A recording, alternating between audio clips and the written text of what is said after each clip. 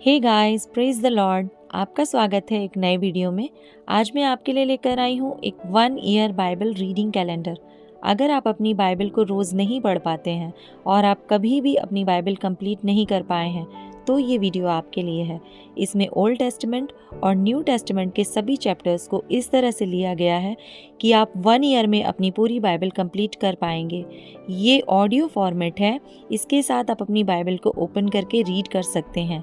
Day 1 से लेकर day 365 तक के सभी चैप्टर्स मैं आपके लिए लेकर आई हूँ। डे 365 पर आप अपनी पूरी बाइबल कंप्लीट कर पाएंगे, इसलिए आप इसके द्वारा आशीषित हों। और अगर आपको ये वीडियो पसंद आती है तो आप अपने फैमिली और फ्रेंड्स से शेयर करें, और अगर आप चाहें तो आप सब्सक्राइब, लाइक और कमेंट भी कर सकते हैं। So praise the lord, shalom to everyone. Let's get started.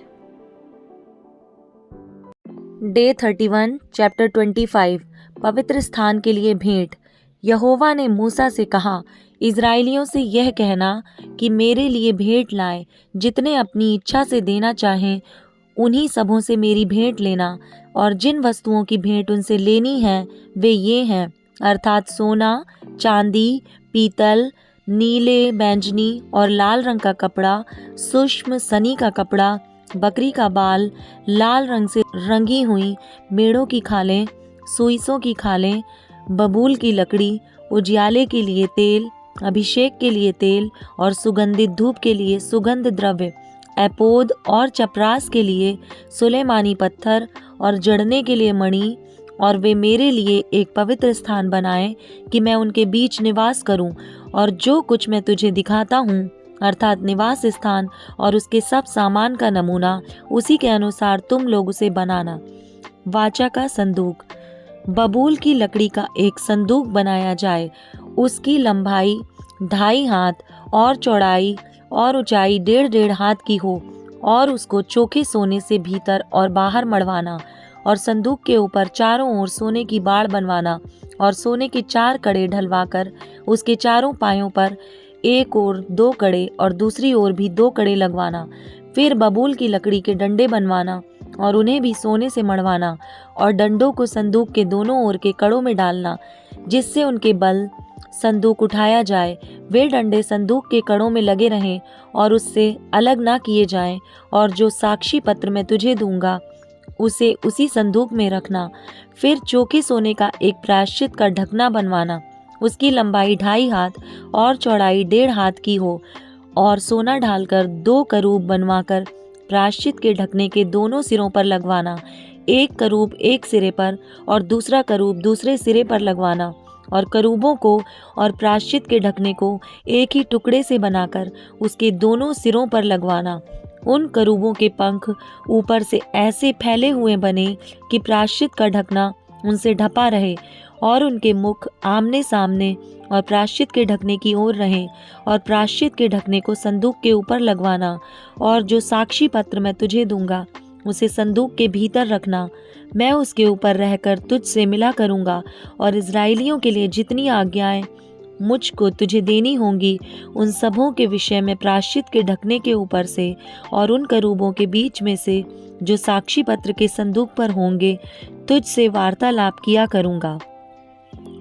पवित्र मेज। फिर बबूल की लकड़ी की एक मेज बनवाना। उसकी लंबाई 2 हाथ, चौड़ाई 1 हाथ और ऊंचाई 1.5 हाथ की हो। उसे चोखे सोने से मढ़वाना, और उसके चारों ओर सोने की एक बाड़ बनवाना, और उसके चारों ओर 4 अंगुल चौड़ी एक पटरी बनवाना। और इस पटरी के चारों ओर सोने की एक बाड़ बनवाना, और सोने के 4 कड़े बनवाकर मेज के उन चारों कोनों में लगवाना जो उसके चारों पायों में होंगे। वे कड़े पटरी के पास ही हों और डंडों के घरों का काम दें कि मेज उन्हीं के बल उठाई जाए। डंडों को बबूल की लकड़ी के बनवाकर सोने से मढ़वाना, और मेज उन्हीं से उठाई जाए। और उसके परात और धूपदान और चमचे और उंडेलने के कटोरे सब चोखे सोने के बनवाना। और मेज पर मेरे आगे भेंट की रोटियां नित्य रखा करना। सोने की दीवट। फिर चोखे सोने की एक दीवट बनवाना। सोना ढलवाकर वह दीवट पाए और डंडी सहित बनाया जाए। उसके पुष्प कोश, गांठ और फूल सब एक ही टुकड़े के बने और उसके किनारे से 6 डालियां निकले। 3 डालियां तो दीवट के एक ओर से और 3 डालियां उसके दूसरी ओर से निकली हुई हों।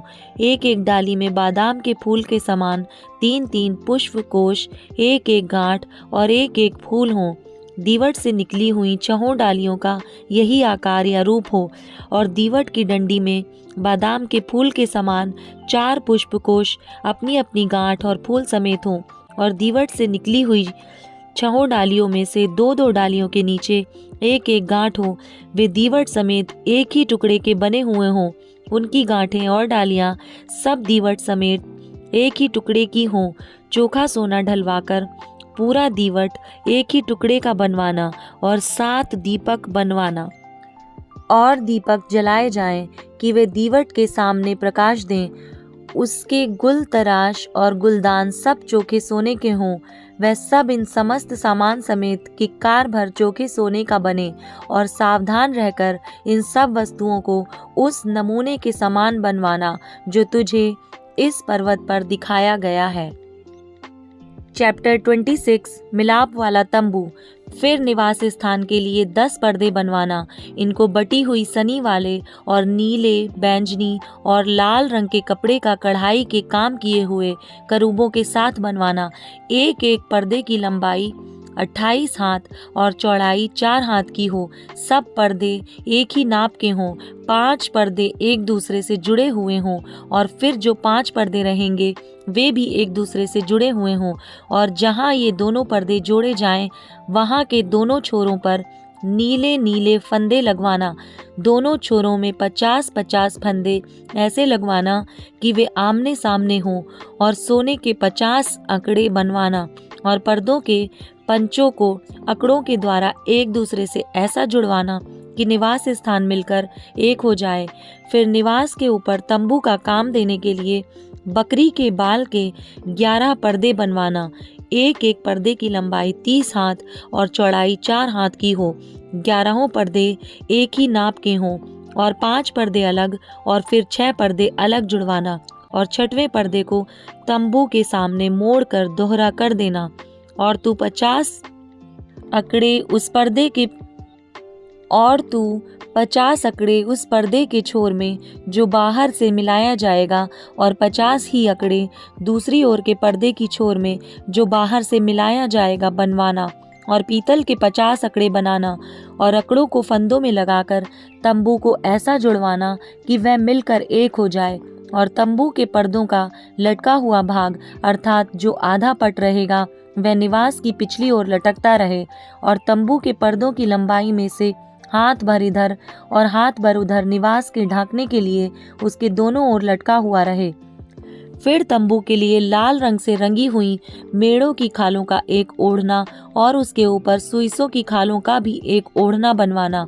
फिर निवास को खड़ा करने के लिए बबूल की लकड़ी के तख्ते बनवाना। एक एक तख्ते की लंबाई 10 हाथ और चौड़ाई 1.5 हाथ की हो। एक एक तख्ते में एक दूसरे से जोड़ी हुई 2-2 चूल्हे हों। निवास के सब तख्तों को इसी भांति से बनवाना। निवास के लिए जो तख्ते तू बनवाएगा उनमें से 20 तख्ते तो दक्षिण की ओर के लिए हों और 20 तख्तों के नीचे चांदी की 40 कुर्सियां बनवाना अर्थात एक एक तख्ते के नीचे उसके चूल्हों के लिए 2-2 कुर्सियां। निवास की दूसरी ओर अर्थात उत्तर की ओर के लिए 20 तख्ते बनवाना और उनके लिए चांदी की 40 कुर्सियां बनवाना अर्थात एक एक तख्ते के नीचे 2-2 कुर्सियां हों। निवास की पिछली ओर अर्थात पश्चिम की ओर के लिए 6 तख्ते बनवाना और पिछले भाग में निवास के कोनों के लिए 2 तख्ते बनवाना और ये नीचे से 2 भाग के हों और दोनों भाग ऊपर के सिरे एक एक कड़े में मिलाए जाएं। दोनों तख्तों का यही रूप हो। ये दोनों कोनों के लिए हों और 8 तख्ते हों और उनकी चांदी की 16 कुर्सियां हों अर्थात एक एक तख्त के नीचे 2-2 कुर्सियां हों। फिर बबूल की लकड़ी के बेड़े बनवाना अर्थात निवास के एक ओर के तख्तों के लिए और निवास के दूसरी ओर के तख्तों के लिए 5 बेड़े, और निवास का जो भाग पश्चिम की ओर पिछले भाग में होगा उसके लिए 5 बेड़े बनवाना।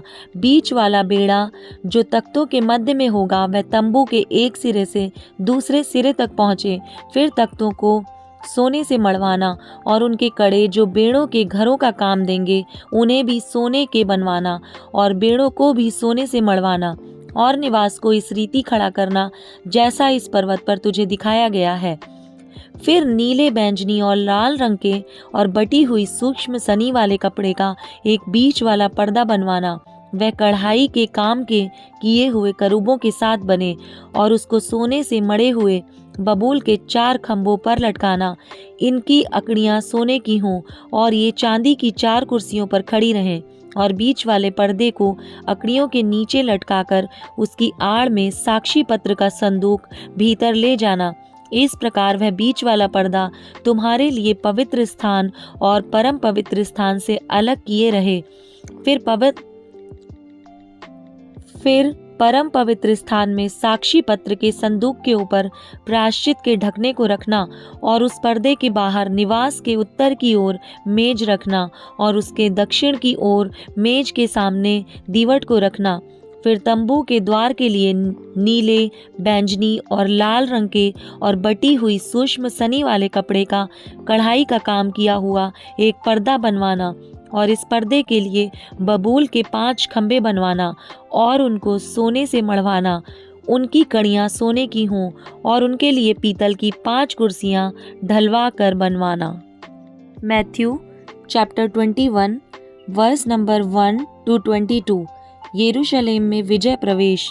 जब वे यरूशलेम के निकट पहुँचे और जैतून पहाड़ पर बैतफगे के पास आए, तो यीशु ने 2 चेलों को यह कहकर भेजा, सामने के गांव में जाओ।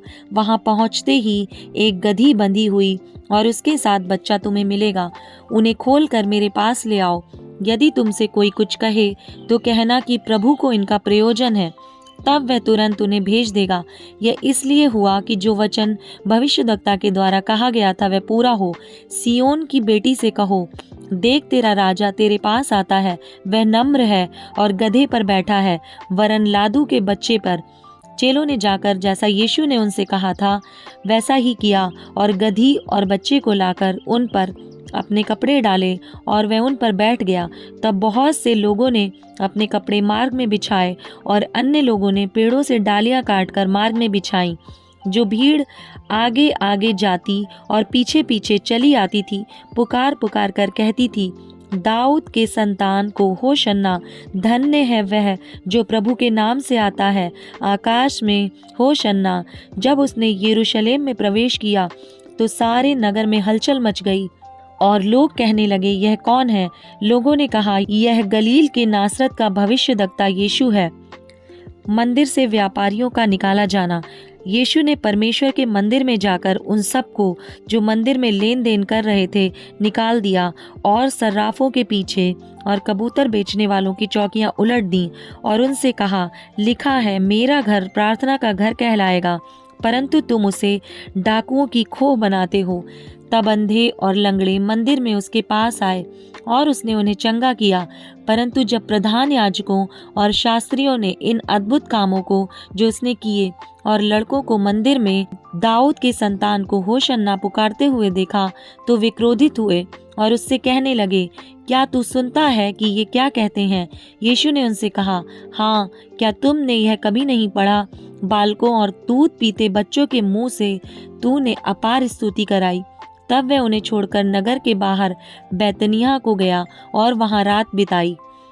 फल रहित अंजीर का पेड़।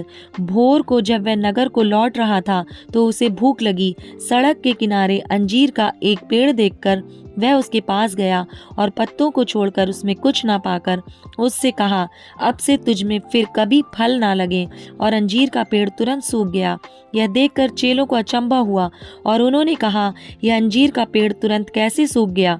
यीशु ने उनको उत्तर दिया, मैं तुमसे सच कहता हूँ, यदि तुम विश्वास रखो और संदेह ना करो तो न केवल यह करोगे जो इस अंजीर के पेड़ से किया गया है, परंतु यदि इस पहाड़ से भी कहोगे उखड़ जा और समुद्र में जा पड़, तो यह हो जाएगा। और जो कुछ तुम प्रार्थना में विश्वास से मांगोगे वह सब तुमको मिलेगा।